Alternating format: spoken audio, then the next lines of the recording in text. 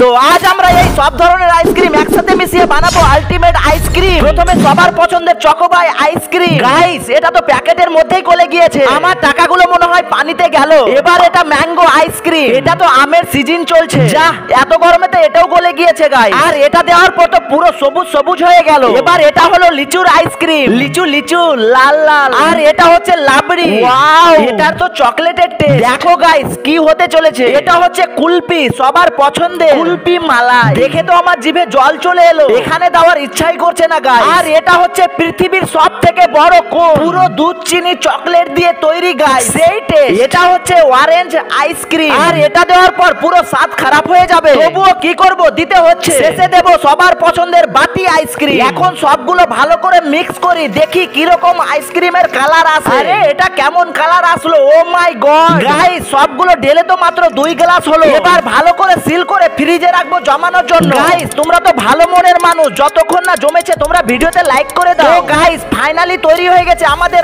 Ultimate ice cream. Wow, ultimate ice cream সেই অসাধারণ test. কিন্তু তোমরা এটা বাড়িতে ট্রাই করবে না।